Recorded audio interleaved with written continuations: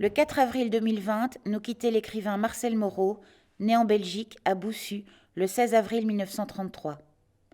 Le secteur littérature de la province de Hainaut et la Fondation Losso ont imaginé quelques rendez-vous littéraires, musicaux et picturaux pour se souvenir de lui. Ils ont pour titre générique « Le buveur de déluge ».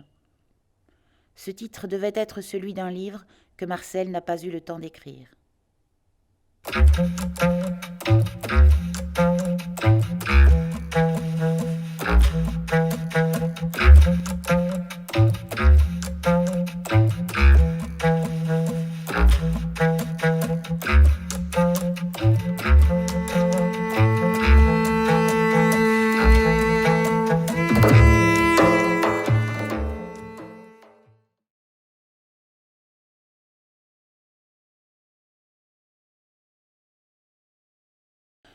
Antoine Jobard nous présente Marcel Moreau dans le centre de littérature de la Maison Losso, accueillant les archives littéraires de l'auteur qu'il a inventoriées et classées.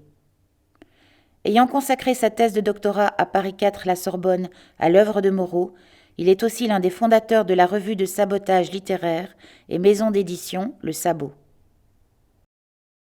Marcel Moreau a toujours cultivé l'écart, même s'il a énormément vécu dans de grandes villes comme Bruxelles ou Paris. Il a toujours refusé d'être situé géographiquement entre la France et la Belgique. Et il écrivait à ce propos « Je suis un écrivain apatride d'expression française, mais je suis patriote de ceux-là qui n'ont pas de frontières ». On peut seulement dire qu'il est né en avril 1933, dans le Borinage, à Boussu, un petit village entre les rivières Aisne et Trouille, et qu'il est mort en avril 2020, dans un hôpital saturé de la banlieue parisienne. Selon lui, l'expression « écrire avec ses tripes » n'a rien d'une métaphore. À ce propos, on dit assez fréquemment qu'il a accouché d'une soixantaine de livres, qui ne sont jamais tout à fait romans, poésie ou essais. Quoi qu'il en soit, rien ne semblait le diriger vers la littérature.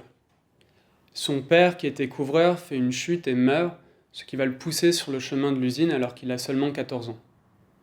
C'est la rigueur maternelle pour la langue française et la découverte fortuite de Zola, Dostoïevski puis Nietzsche qui vont le jeter dans l'écriture.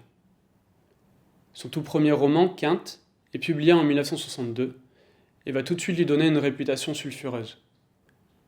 Les éditeurs vont parler d'un Lautréamont ressuscité, les critiques vont mentionner la pertinence poétique d'un Antonin Artaud, et son refus systématique de tout compromis va le tenir éloigné des salons littéraires de l'époque. À ce propos, il se caractérisera souvent comme un immondain. Ça ne l'empêchera pas de lier de profondes amitiés avec des personnalités de l'époque, telles que Simone de Beauvoir, Anaïs Nin, Roland Topor, Raoul Vaneigem ou encore Jean Dubuffet, avec qui il partage une méfiance hostile envers les institutions culturelles. À ce propos, l'entarteur Noël Godin lui donne une place de choix dans son anthologie de la subversion carabinée. Si on a beaucoup parlé de Marcel Moreau comme d'un écrivain viscéral, c'est parce qu'il situe l'origine de sa relation aux mots au plus profond de son corps, de ses organes, dans son ventre. En témoignent certains de ses titres. La terre infestée d'hommes, Livre-livre, Morale des épicentres, Balle dans la tête, ou encore Les arts viscéraux. Sa littérature est une poétique de la dislocation, en ce qu'il joue avec les normes littéraires et intente un procès ivre à la société moderne et à ses valeurs. En ce sens, je pense qu'on pourrait parler d'un situationnisme panique.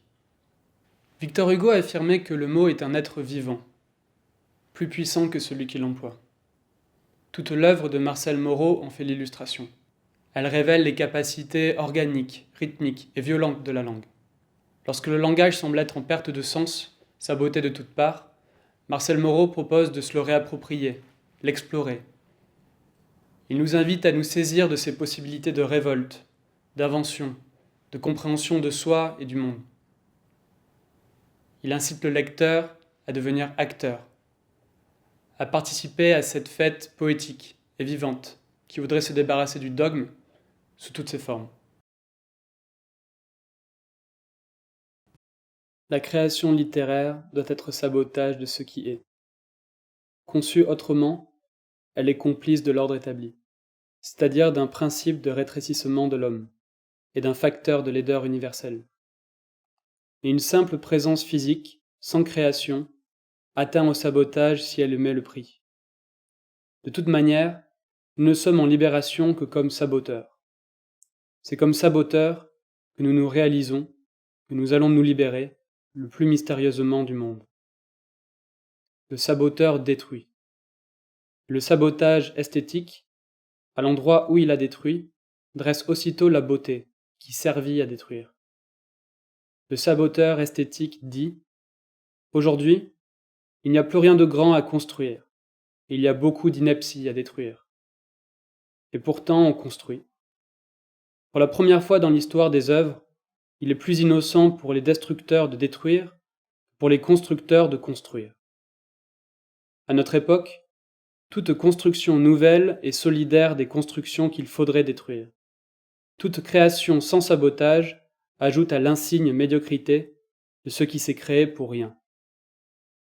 Moi, saboteur, je fais l'impossible pour que les destructions que je propose aux hommes aient plus de style que les constructions qui n'en ont.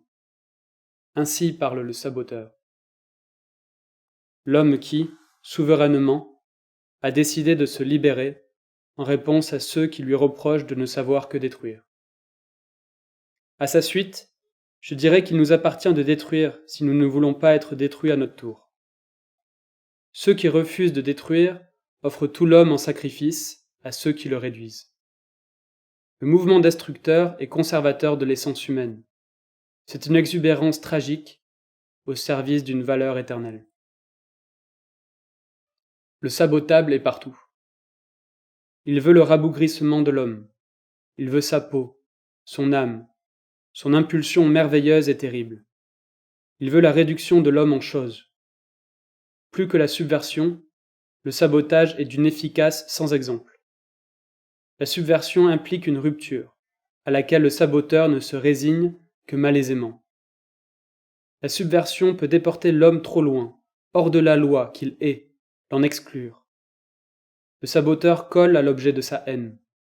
Il a le nez dessus, il en connaît toutes les parties, il progresse, se libère en elle, comme un mâle sournois. Elle ne peut se débarrasser de lui. Elle pèse sur lui, mais son visage est couvert de crachats. Souvent, la subversion est distance. Le sabotage est étreinte. Rapprochement immonde des deux corps qui se détestent. Comment devenir le cancer de la société, de la loi, sans cesser d'être un homme, plus qu'un homme, un libérateur? Car il ne s'agit pas d'appeler la maladie en soi, il s'agit d'être soi-même la maladie, de l'incarner magnifiquement. Voilà comment je me figure le saboteur esthétique, celui qui oppose la beauté terrible des œuvres à la laideur des oppressions.